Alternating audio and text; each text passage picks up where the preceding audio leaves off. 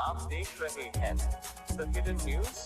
हम लाते हैं सच्ची खबर आपके सामने। एक नजर आज की हेडलाइंस पर।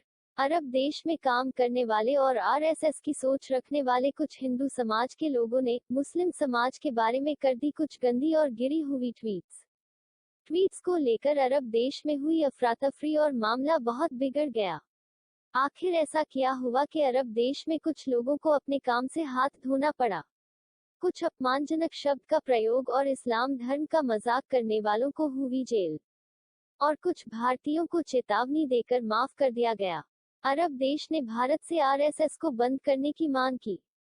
कुछ गिने चुने लोगों के अपमानजनक शब्द का प्रयोग और इस्लाम धर्म का मजाक उड़ाने की वजह से अरब देश में काम करने वाले दूसरे मासूम हिंदुओं की छवि पर भी बुरा असर पड़ा है।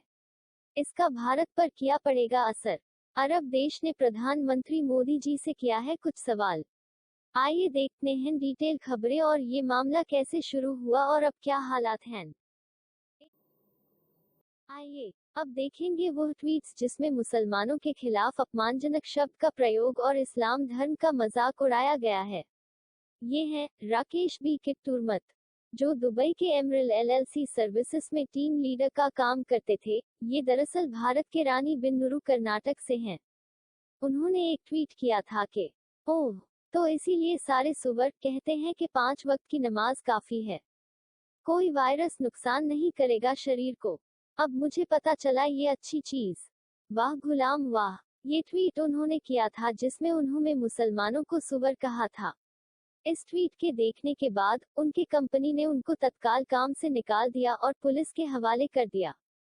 अब उनको जेल भेज दिया गया है। कंपनी के सीईओ स्टुअर्ट हैरिसन ने कहा कि हम इस तरह के जुर्म बर्दाश्त नहीं कर सकते। अब दूसरे व्यक्ति हैं सुरभ उपाध्याय, जो दुबई में रॉकवेल इवेंट एंड सेल्स के सीईओ थे। उन्होंने मुसलमानों के खिलाफ बहुत गंदी बात कही। उनका ट्वीट अब देख सकते हैं। Death to Islamic radical Tablighi terrorists and other radical Islamic sons of Satan, जा उखाड़ ले बीसी, जो उखाड़ेगा। मतलब, मौत इस्लामिक कट्टरपंथी तबलीगी आतंकवादियों की और कट्टरपंथी इस्लामी शैतान के बेटों की। जा उखाड़ ले बीसी, जो उखाड़ेगा। साधारण से बीसी का मतलब होता है बेहन चोद। ये ट्वीट जैसे ही यूएई की प्रिंसेस के नजर में पड़ा, उन्होंने चेतावनी दी तो फौरन सौरभ उपाध्याय ने अपना Twitter account, Facebook account, LinkedIn profile वगैरह डिलीट कर दिया। अपनी कंपनी की वेबसाइट भी डिलीट कर दी है। इस तरह से सौरभ उपाध्याय ने अपने ही पैरों पर कुल्हाड़ी मार ली। यूएई की प्रिंसेस हिंद अल खासिमी ने कहा, all employees are paid to work, no one comes for free.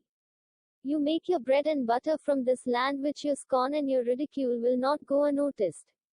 मतलब, सभी कर्मचारियों को काम करने के लिए सैलरी दी जाती है, कोई भी मुफ्त में नहीं आता है। आप इस जमीन से अपनी रोटी और मक्खन बनाते हो, यानी रोजी रोटी कमाते हो जिसे आप खाते हो, और आपके अपमानजनक मैसेज को नजरअंदाज नहीं किया जाएगा, ऐसा प्रिंसेस ने कहा। तीसरे व्यक्ति हैं जिनका नाम है बाला कृष्णा नक्का, जो दुबई की मोरो हब डेटा सॉल्यूशंस कंपनी में चीफ अकाउंटेंट के रूप में काम करने वाले हैदराबाद से हैं। उन्होंने कुछ कार्टून डाले थे जिसमें तबलीगी जमात को एक सुसाइड बम्बर बताया था। कोरोना फैलाने वाले आतंकवादी की तरह चित्रित करने वाली कार्टून डाली थी।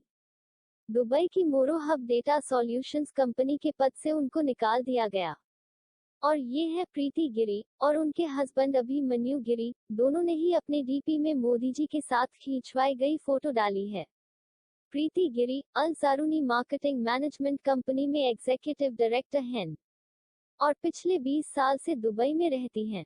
उन्होंने ट्वीट किया है कि भोले भाले हिंदुओं को नहीं पता होगा कि बॉलीवुड अभिनेता आमिर खान तबलीगी जमात से ही ताल्लुक रखते हैं। आपको बता दूं कि तबलीगी जमात सुन्नी हनफी विचारधारा के होते हैं, जिनमें 99% देवबंदी होते हैं। ये काफिर हिंदू बड़े भोले हैं, कुछ दिन बीत जाने दीजिए, फिर इसकी फिल्मों के पीछे भागेंगे। ये ट्वीट करने के बाद नूरा अल घुरैर, जो अमीराती कार्यकर्ता हैं, जिनकी फैमिली विभिन्न कंपनियों से मिलकर बनी एक बड़ी कंपनी को चलाती है, उन्होंने प्रीति गिरी को जवाब में कहा, प्रीति गिरी, आपके अपमानजनक लॉजिक और भारत में फैलाई जाने वाली झूठी खबर के अनुसार क्या सुन्नियों से ताल्लुक रखने वाले आतंकवादी हैं? क्या तुम्हें पता है जिस अमीराती देश में तुम रह रही हो उस देश को चलाने वाले सब लोग सुन्नी हैं? क्या तुम हमारा बहिष्कार करना चाहोगी? दुबई पुलिस हेडक्वार्टर्स में सुन्नी ऑफिसर्स हैं। मैं भी सुन्नी हूँ। ये देखने के बाद प्रीति गिरी ने फौरन अपना ट्विटर अकाउंट डिलीट कर दिया और नूरा अल घुरैर से माफी मांगी। नूरा ने डीपी में प्रीति गिरी के साथ में मोदी जी की तस्वीर देकर ट्वीट किया है कि प्रीति गिरी, ये ना सोचना कि नेता के साथ तस्वीर खिंचवा लेने से हम तुम पर कार्यवाही नहीं करेंगे। आधे लोग जो पैसा लेकर भारत से भागे हैं उन्होंने भी तुम्हारे नेता के साथ तस्वीरें खिंचवाई है। डॉक्टर शेट्टी जो फरार हो गए उन्होंने भी नेता के साथ तस्वीरें ली हैं। कोई बात नहीं अगर तुमने ट्वीट डिलीट कर दी है, मगर मेरे पास स्क्रीनशॉट हैं। आयशा अल घुरैर ने कहा। पांचवें व्यक्ति तेजस्वी सूर्या हैं जो भारतीय सांसद हैं। तेजस्वी सूर्य की भी एक गंदी ट्वीट बाहर आई है जिसकी वजह से भारत की छवि पर बुरा असर पड़ा, जिसमें उन्होंने अरब की महिलाओं के बारे में बहुत गंदी बात फैलाई है। कहा जाता है कि उन्होंने ट्वीट डिलीट कर दिया था मगर अभी भी उस ट्वीट्स के स्क्रीनशॉट्स मौजूद हैं, जिसकी वजह से अरब देश में बहुत बड़ा इश्यू हो गया है। तेजस्वी ने ट्वीट किया था कि 95% अरब महिलाओं ने पिछले कुछ 100 वर्षों में कभी भी मामोन्माद नहीं किया है। हर माँ ने बच्चों को सेक्स के कार्य के रूप में उत्पन्न किया है, न कि प्यार के।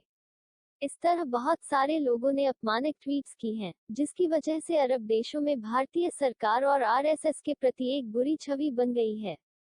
कुवैती वकील और अंतर्राष्ट्रीय मानवाधिकार के निदेशक यानी इंटरनेशनल ह्यूमन राइट्स के निदेशक मेजबिल अल शारिका ने ट्वीट का स्क्रीनशॉट साझा किया और मोदी जी से ट्वीट करके पूछा है कि आदरणीय प्रधानमंत्री नरेंद्र मोदी, अरब जगत के साथ भारत का रिश्ता आपसी सम्मान का रहा है। क्या आप अपने सांसदों को सार्वजनिक रूप से हमारी महिलाओं को अपमानित करने की अनुमति देते हैं? हम आपको उनकी अपमानजनक टिप्पणी के लिए तेजस्वी सूर्या के खिलाफ तत्काल दंडात्मक कार्रवाई की उम्मीद करते हैं। ये ट्वीट कुवैती वकील और अंतर्राष्ट्रीय मानवाधिकार के निदेशक मेजबिल अल शरीका का है और नूरा अल घुरैर जो अमीराती कार्यकर्ता हैं, जिनकी फैमिली विभिन्न कंपनियों से मिलकर बनी एक बड़ी कंपनी को चलाती है। उन्होंने तेजस्वी सूर्या को जवाब में कहा है कि अपनी परवरिश पर दया करो तेजस्वी सूर्या। भारत में कुछ महान महिला नेताओं के होने के बावजूद महिलाओं के लिए सम्मान आप में पैदा नहीं हुआ। कृपया ध्यान दें कि यदि किसी दिन सरकार आपको विदेश मंत्रालय देती है तो अरब भूमि की यात्रा करने से बचें। यहाँ आपका स्वागत नहीं किया जाएगा। यह याद रहे। इस तरह अरब देश में बहुत सारी आवाजें उठी। यह सारे के सारे लोग शाही परिवार से ताल्लुक रखने वाले धार्मिक पंडित, वकील, मानवाधिकार आयोग के सदस्य और बड़े व्यापारी और अरबपति हैं। अब्दुल रहमान अल नस्सार ने भारत से पूछा है कि हर साल $55 बिलियन यानी हर साल 4,18,000 करोड़ इंडियन रुपीस से अधिक सिर्फ गल्फ देशों से भारत को ट्रांसफर किए जाते हैं और सभी मुस्लिम देशों से सालाना $120 बिलियन से अधिक यानी लगभग 9,12,000 करोड़ रुपए मुस्लिम देशों से भारत को हर साल मिलते हैं। ऐसे में भारतीयों यानी ज्यादातर हिंदुओं के साथ अरब देशों में अच्छा व्यवहार किया जाता है। बदले में भारत में मुसलमानों के साथ कैसा व्यवहार किया जा रहा है? ऐसा अब्दुल रहमान अल नस्सार ने भारत से पूछा। इसलिए अगर ऐसे ही मामला बिगड़ता रहा तो भारत के लिए समस्याएं पैदा हो सकती हैं, क्योंकि कुवैती वकील और अंतर्राष्ट्रीय मानवाधिकार के निदेशक मेजबिल अल शारिका ने ये भी बताया है कि कुछ भाइयों और वकीलों ने मुझे बुलाया और मेरे साथ शामिल हुए। मैं शिकायत के साथ सबूत इकट्ठे कर रहा हूं, जो इंटरनेशनल क्रिमिनल कोर्ट यानी अंतर्राष्ट्रीय अभियोजन न्यायालय के अभियोजक को प्रस्तुत किया जाएगा। ऐसा उन्होंने कहा। इन खबरों से पता चलता है कि अरब देशों ने मामले को बड़ी गंभीरता से लिया है। बहुत सारे देश एकजुट हो गए हैं।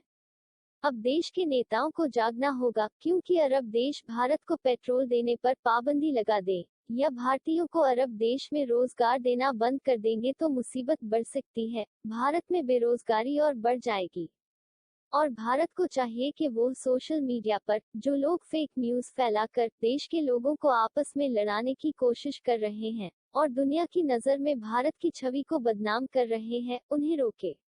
और देश में भाईचारा को बढ़ावा दे, सारे समुदाय के लोगों को बराबर उनके अधिकार दे, ताकि हम दुनिया में फिर से अच्छी छवि प्राप्त कर सके। ये थी कुछ भारत और अरब देश की खबरें और लेटेस्ट अपडेट्स आगे आने वाले दूसरे वीडियोस में देखेंगे। इसी तरह के छुपी हुई खबरें आपके सामने लाने के लिए हमारे YouTube चैनल को लाइक और सब्सक्राइब करें। इससे हमारा हौसला बढ़ता है। धन्यवाद।